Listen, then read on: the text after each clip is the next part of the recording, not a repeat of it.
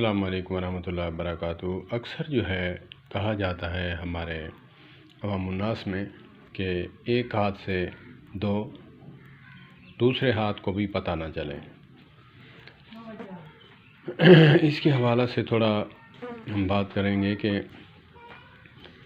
یہ صدقہ اور خیرات کے حوالہ سے ہے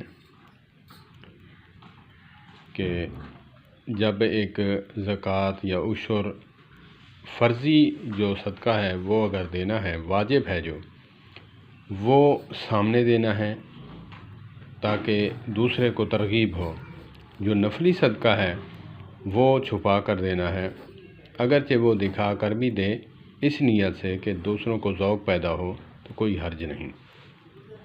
تو اسی لیے جیسے تسبیح ہے، ذکر اذکار اس پہ پڑھنا، اس کو چھپا کے پڑھنا چاہیے، اچھی بات ہے۔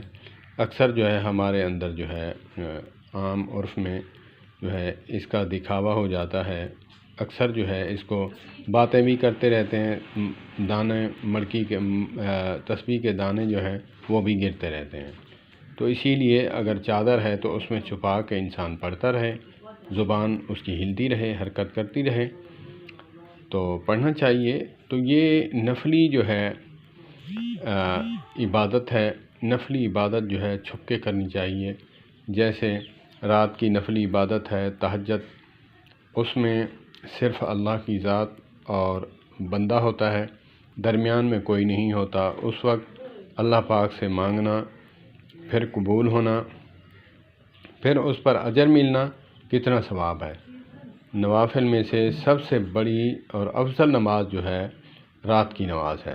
تو اسی لیے ہمیں چاہیے، اکثر پارکوں میں دیکھتے ہیں ہماری بہنیں بغیر حجاب کے تسبیح جو ہے دانے گر رہے ہوتے ہیں۔ میری بہن، یہ جو نوافل ہے یہ تمہارے اوپر بعد میں فرض ہے یا پھر کرنا چاہیے، پہلے تو پڑھتا ہے میری بہن۔ ہم کیوں نہیں سمجھتے؟ فرائض کو جو ہے ہم نے جھٹلا دیا، فرائض کو ترک کر دیا، ہم نے سمجھ لیا کہ یہ عبادت ہم کر رہے ہیں، لیکن نہیں، ہرگز نہیں۔ پارکوں میں ہم دیکھتے ہیں ہماری بہنیں، ہماری مائیں چہرہ کھلا ہے، برہنہ پھر رہی ہیں، لباس جیسا کیسا ہے، لیکن غیر محرم کی نظریں پڑ رہی ہیں۔ پردہ جو فرض کیا گیا ہے، عورت پر واجب ہے، تو اس کو چھوڑ کر ہم نوافل پہ زور دے رہے ہیں۔ پہلے تو فرائض ہے، واجبات ہیں، پھر آتا ہے نوافل۔ تو رنگ بھی تب لگے گا نوافل کو جب ہم فرائض اور واجبات کو سر انجام دیں گے۔ اللہ پاک ہماری بہنوں کو عمل کی توفیق عطا فرمائے، مجھے بھی توفیق عطا فرمائے۔ والسلام علیکم ورحمۃ اللہ وبرکاتہ۔